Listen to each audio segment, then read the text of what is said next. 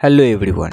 Today's we are discuss female reproductive system. इसके पहले वाले वीडियो में हमने मेल रिप्रोडक्टिव सिस्टम को डिस्कस किया था। आज के इस वीडियो में हम फीमेल रिप्रोडक्टिव सिस्टम को डिस्कस करने वाले हैं। ठीक है, बेसिकली यहाँ पे फर्स्ट पैराग्राफ कहा जा रहा है the female reproductive system consist of a pair of ovary, यानी कि फीमेल रिप्रोडक्टिव सिस्टम में एक पेयर ओवरी यानी कि 2 की संख्या में ओवरी प्रेजेंट होता है and along with a pair of oviduct, uterus, cervix, vagina and external genitalia मौजूद होते हैं। ठीक है, मतलब कि इस ओवरी के साथ साथ ओविडक्ट, यूटरस, सर्विक्स, वेजाइना और एक्सटर्नल जेनिटेलिया नाम के पार्ट भी इंक्लूड होते हैं। साथ साथ ये कहाँ पे लोकेटेड होते हैं, तो ये लोकेटेड होते हैं पेल्विक रीजन में, तो ये भी बात आपको याद रखनी है।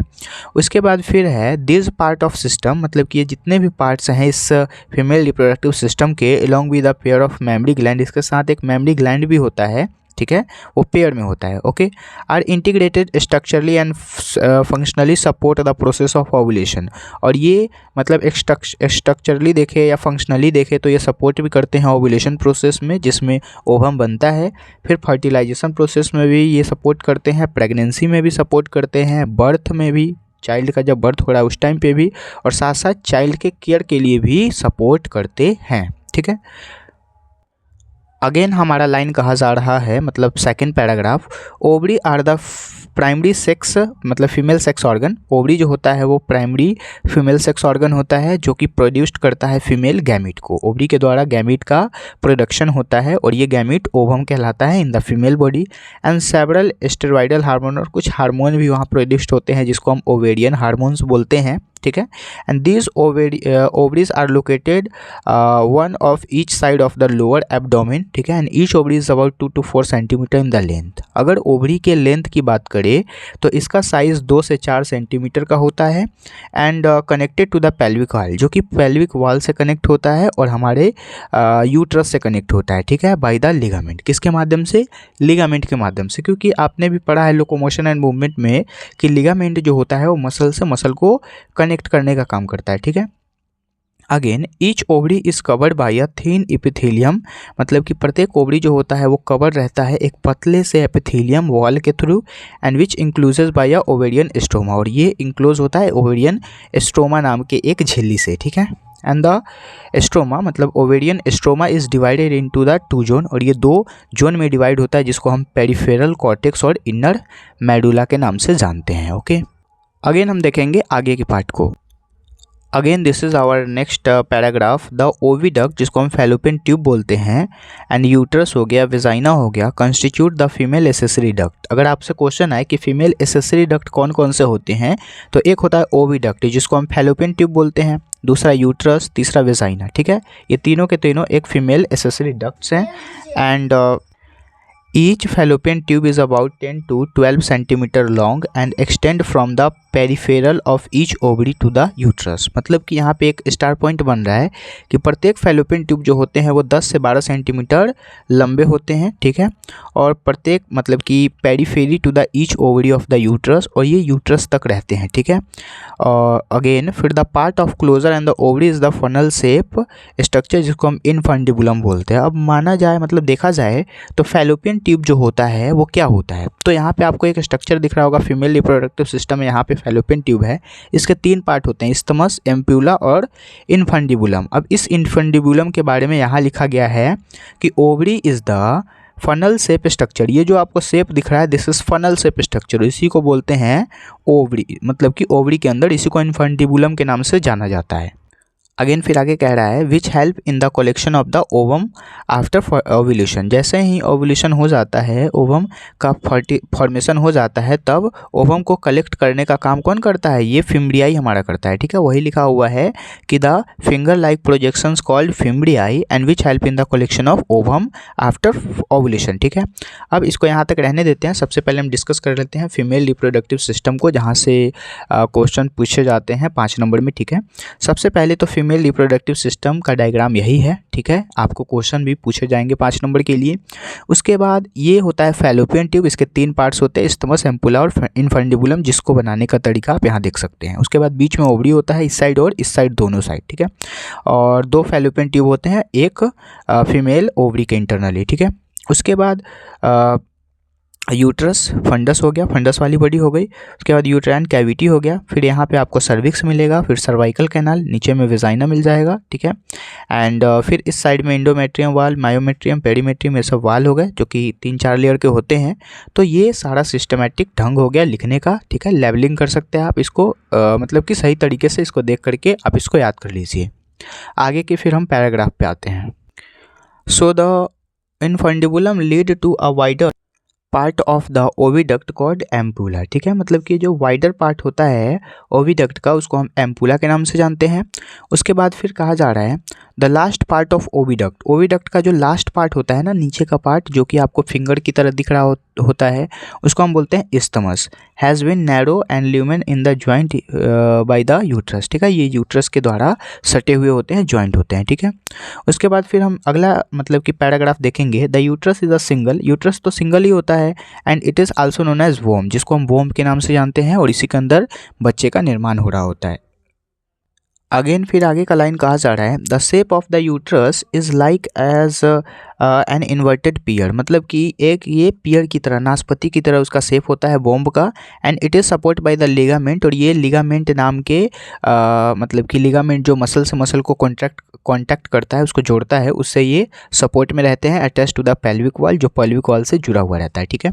उसके बाद फिर हम आगे की बात करें तो the uterus open into the vagina, uterus vagina में खुलता है through the narrow cervix, cervix के द्वारा, ठीक है। And the cavity of cervix is called cervical canal, और उस सर्विक्स को ही सर्वाइकल कैनाल के नाम से जानते हैं। विच among with vagina forms the birth canal, और वही वेजाइना बर्थ कैनाल से बना हुआ रहता है। And the wall of uterus has been 3 layer, और इस यूट्रस के अंदर में 3 लेयर होते हैं। तीनों लेयर हमें यहाँ पे बिल्कुल क्लियरली दिख रहा है। The external thin membranous layer, this is known as perimetrium, ये बहुत ही पतला मेम्ब्रेन होता है। दूसरा मिडिल में देखा जाए तो थिक लेयर होता है जो कि स्मूथ मसल से बना होता है। और तीसरा मायोमेट्रियम का लेयर होता, मतलब इसको सेकेंड लेयर को मायोमेट्रियम बोलते हैं। और तीसरा इनर ग्रैंडुलर लेयर होता है जिसको हम इंडोमेट्रियम के नाम से जानते हैं। तो 3 लेयर होते हैं यूट्रस के, पेरीमेट्रियम, मायोमेट्रियम और इंडोमेट्रियम, ओके। उसके बाद that lines the uterine cavity, और ये सारे के सारे यूटेराइन कैविटी से जुड़े हुए रहते हैं।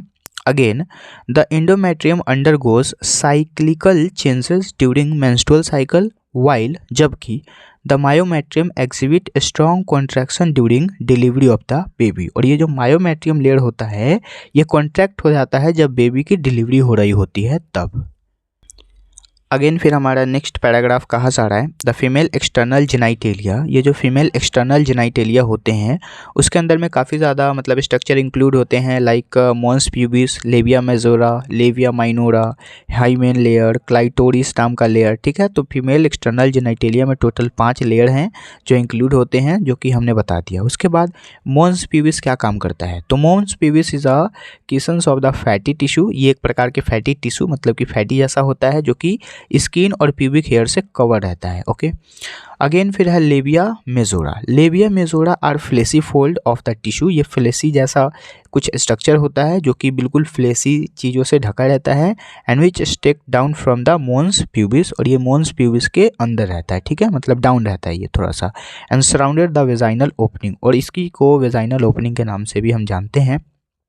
अगेन फिर the labia minora, labia minora are pair fold of the tissue, ये एक पेयर फोल्ड टिश्यू होता है। And under the labia majora, जो कि लेबिया मेजोरा के अंडर में होता है। Again the opening of the vagina is often cover, और ये जो वेजाइना का जो ओपनिंग होता है ये कवर होता है partially by the membrane, this is known as hymen layer, ठीक है। मतलब वेजाइना जो होता है एक लेयर से कवर होता है और उस लेयर का नाम होता है हाइमेन, ठीक है। Again the clitoris is Tinni finger like structure, clitoris जो होता है वो एक छोटा सा पतला सा टिन्नी लाइक स्ट्रक्चर होता है which lie at the upper junction of the 2 labia minora and above the urethral opening, और उसी को हम यूरेथ्रल ओपनिंग के नाम से जानते हैं, जो कि पतला सा फिंगर टिन्नी लाइक स्ट्रक्चर होता है और उसी के जस्ट ऊपर में एक कुछ क्लाइटोरिस होते हैं, मतलब कि 2 लेबिया माइजोरा होते हैं और इसी को यूरेथ्रल ओपनिंग के नाम से जानते हैं, जहाँ से मतलब कि जो भी अपशिष्ट पदार्थों की निकासी होती है इन द फ्लूइड वो निकलता है। Again the hymen is often torn and during the first coitus, और ये जो हाइमेन लेयर होता है वो फर्स्ट क्वाइटस के समय, फर्स्ट इंटरकोर्स के समय में क्या हो जाता है, ब्रेक हो जाता है। And how to we can broke the suddenly fail and joint, यहाँ पे ये क्वेश्चंस है जो कि आपसे पूछा जा सकता है, ठीक है, कि ये जो मतलब कि ज़रूरी है क्या कि फर्स्ट इंटरकोर्स में ही ये ब्रेक हो किसी और वजह से, तो हो सकता है किसी और वजह से भी, लाइक हॉर्स राइडिंग वजह से, ये सब भी कुछ कारण हो सकते हैं, ठीक है। अगेन हम देखेंगे कुछ स्ट्रक्चर हैं जो कि मेमोरी ग्लैंड के स्ट्रक्चर्स है जहाँ से क्वेश्चंस में भी आ सके, बट आपको यहाँ पे ध्यान देना है कि मेमोरी ग्लैंड जो होता है उसके ट्रांसवर्स सेक्शन को दिखाया गया है। जैसे कि मेमोरी ग्लैंड का स्ट्रक्चर ये होता है, इस साइड से देखें तो अंदर की तरफ में रिब्स होते हैं, रिब्स से सटा हुआ स्ट्रक्चर होता है, मसल्स और रिब्स के बीच की ये लाइनिंग है। उसके बाद फिर यहाँ पे पेक्टोरलिस मेजर मसल, जो कि काफ़ी मसल्स होते हैं बीच बीच में, यहाँ पे फैट होता है, ठीक है, बहुत सारे फैट्स मौजूद होते हैं इसके इंटरनली। मेमोरी कुछ लोब्स होते हैं जिसके इंटरनली मिल्क फॉर्मेट होता है, मेमोरी एल्वोलस होता है, मेमोरी डक्ट एम्प्यूला होता है, फिर यहाँ पे लैक्टिफेरस डक्ट होते हैं, निप्पल्स होता है और एरोलर्स होते हैं, ठीक है, निप्पल्स, और उसके चारों तरफ में जो ब्लैक सा डार्क सर्कल होता है that is known as areolar, ठीक है।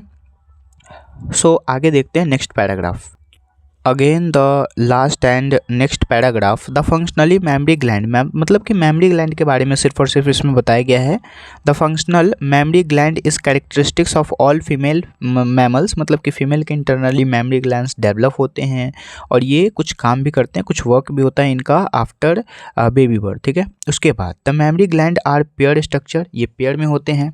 मेमोरी ग्लैंड का दूसरा नाम ब्रेस्ट भी होता है, and that contain glandular tissue, जिसके इंटरनली काफ़ी ज़्यादा मात्रा में ग्लैंडुलर टिश्यू होते हैं और वेरियस अमाउंट ऑफ फैट, और काफ़ी अधिक मात्रा में फैट्स होते हैं, ठीक है।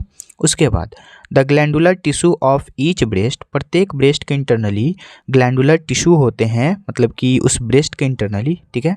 And breast is divided into the 15 to 20 memory lobes, मतलब कि जितने भी ग्लैंडुलर टिश्यू होते हैं जो ब्रेस्ट के इंटरनली होते हैं, और सारे के सारे ब्रेस्ट के इंटरनली 15 से 20 मेमोरी लोब होते हैं, ठीक। एंड 15 से 20 मेमोरी लोब के अंदर कंटेन होते हैं कुछ ऐसे सेल, मतलब कि क्लस्टर्स ऑफ सेल, सेलों के गुच्छे, ठीक है, जिसको हम एल्वोलाई बोलते हैं। एल्वोलाई आप मतलब कि जब रेस्पिरेटरी सिस्टम पढ़े होंगे तो उसमें भी आपको एल्वोलाई नाम का मिला होगा, बैग लाइक स्ट्रक्चर, ठीक है। तो उसी प्रकार से मेमोरी लोब के अंदर भी ये होता है। And the cells of alveoli, और ये जो एल्वोलाई के सेल्स होते हैं वो मिल्क को सिक्रीट करने का काम करते हैं। तो आपसे जब क्वेश्चन पूछा जाए कि मेमोरी ग्लैंड के अंदर में मिल्क को सिक्रीट कौन करता है, तो एल्वोलाई के सेल, ठीक है। And which is store in the cavities, और ये जितने भी मिल्क सिक्रीट होते हैं ये कहाँ स्टोर होते हैं, कैविटी में, जिसको हम ल्यूमेंस बोलते हैं, ठीक है, ऑफ द एल्वोलाई। एल्वोलाई के ल्यूमेंस में वो जितने भी मिल्क सिक्रीट हो रहे हैं वो सब के सब स्टोर होते हैं।